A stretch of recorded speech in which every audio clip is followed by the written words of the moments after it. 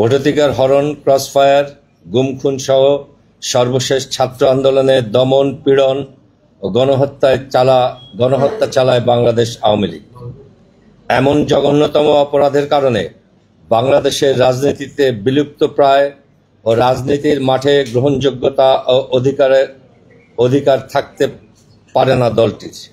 আমজনতার দল মনে করে 5 আগস্ট গণ অভ্যুত্থানের দিন থেকেই দলটির পক্ষে নেয়া এবং তাদের পুনর্বাসন নিষেধাজ্ঞার পর্যায়ে পৌঁছে গেছে।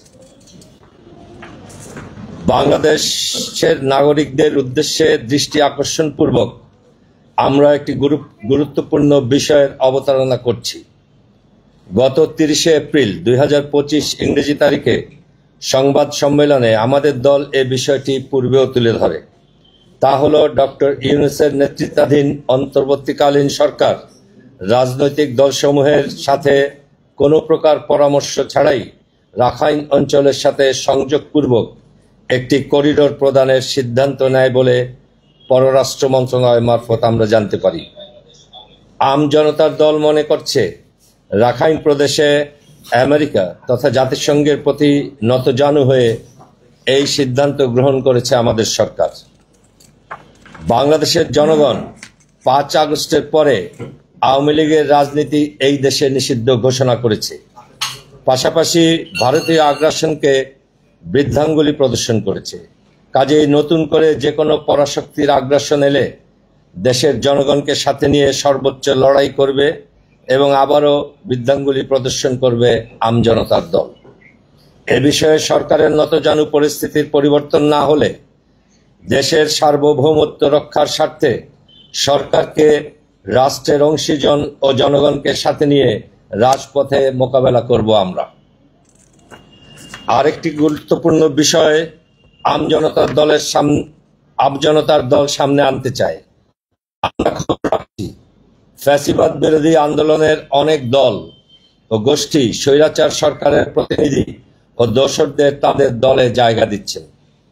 এর মাঝে কোনো দল ব্যাংক লুটেরাদের তাদের মঞ্চে জায়গা দিচ্ছেন, কেউ আবরার ফাহাদের খুনিদের জন্য আইনি লড়াই করছেন, কেউ তাদের দলীয় কমিটিতে জায়গা দিচ্ছেন, কেউ আওয়ামী লীগের চাঁদাবাজদের সাথে নিয়ে চাঁদাবাজিতে জড়িত হচ্ছেন, আবার কেউ গণহত্যায় অভিযুক্ত হয়ে গ্রেপ্তার হলে তার মুক্তির জন্য মিছিল করছেন, আবার কেউ কেউ ভূমিদস্যুতায় জড়িত ব্যবসায়ীদের তাদের দলে ঠাঁই দিচ্ছেন, মুখে আওয়ামী লীগ নিষিদ্ধের লম্বা বক্তব্য দিচ্ছেন, আর গোপনে আওয়ামী লুটেরাদের কোলে নিয়ে নিরাপত্তা দিচ্ছেন।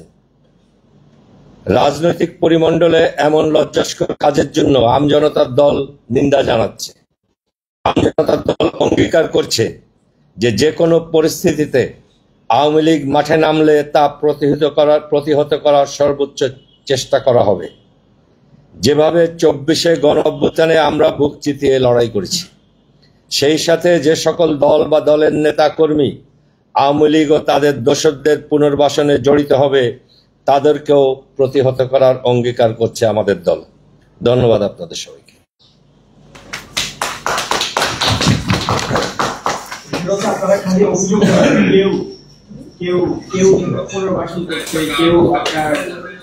রাজনৈতিকভাবে তাদেরকে আশ্রয় দিচ্ছে, কেউ থানায় যাচ্ছে, এই কেউটা কারা আসলে? মানে আপনারা বলছেন যে অনেক ধন্যবাদ। আজকে বাংলাদেশের রাজনীতিতে আওয়ামী পুনর্বাসনের কিছু তথ্য আমরা দিয়েছি, যেখানে কেউ আমরা লিখেছি এখানে। তো আমরা প্রাথমিকভাবে আজকে কেউ লিখলাম, কিন্তু আমাদের কাছে এই কেউ এদের তালিকা আছে। আমরা সতর্ক করছি, তারা যদি সংশোধন না হয়, সমাধান না হয়, তো সেই সকল দলের নেতাকর্মী যারা আওয়ামী লীগকে পুনর্বাসন করছে তাদের নাম, ছবি সহ তালিকা আমরা প্রেস ক্লাবে টাঙ্গায় দেব।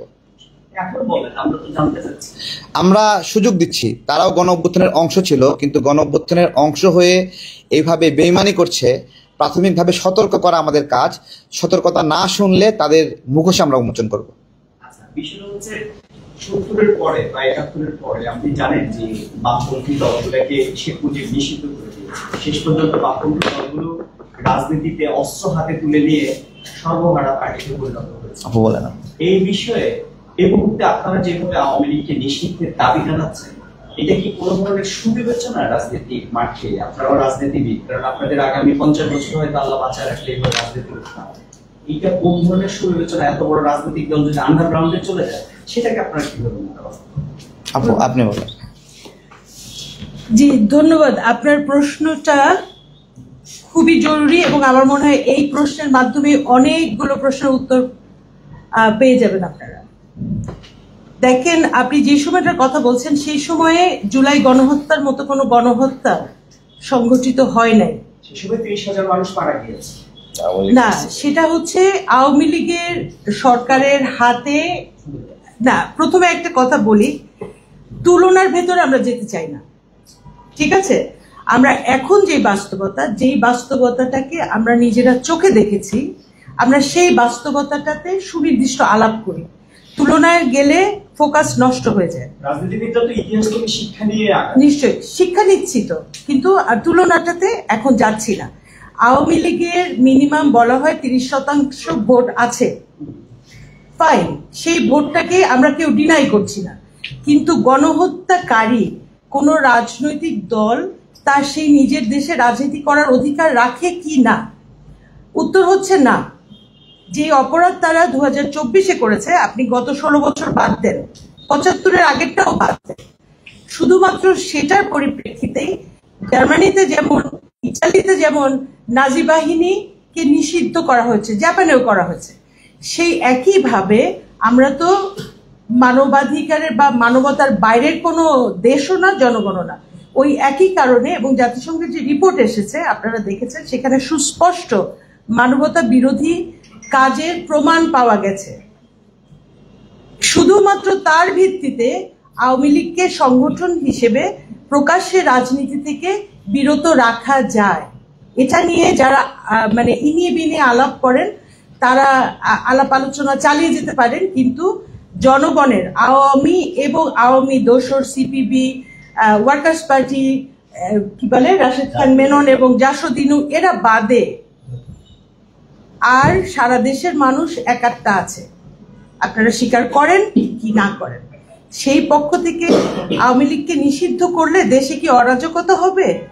না, অরাজকতা হবে না। আচ্ছা, আরিফ ভাই, এক মিনিট আমি একটু অ্যাড করি। আমি একজন জীবন্ত সাক্ষী যে পিরিয়ডের রেফারেন্সে আপনি প্রশ্নটা করলেন, এবং আমি সিরাজ শিখদেরকে খুব ভালো মতো চিনতাম, এটুকুই বললাম, আর বেশি বলবো না। আপনার ফ্যামিলির কেউ যদি এই 24-এর অভ্যুত্থানে মারা যেত, বা গুম হতো, বা ওই আয়না ঘরে থাকতো, অথবা আমার মতো রক্ষী বাহিনীর হাতে মার খেতেন, তাহলে বোধহয় এই প্রশ্নটা আপনি করতেন না। আওয়ামী লীগ যা করেছে, তাদের গণতান্ত্রিক সব অধিকার তারা ফিরে পাবে একটা গণতান্ত্রিকভাবে তাদের সাজা এবং বিড়ম্বনার পরে, এখনই না। আমার একটা প্রশ্ন, যে প্রক্রিয়াটা কেমন হবে? এটা কি আইন করে নিষিদ্ধ করা হবে নাকি আদালতের মাধ্যমে? Immigration to Canada. We provide the best quality service and solution for Canada immigration. Please visit our website and contact for details.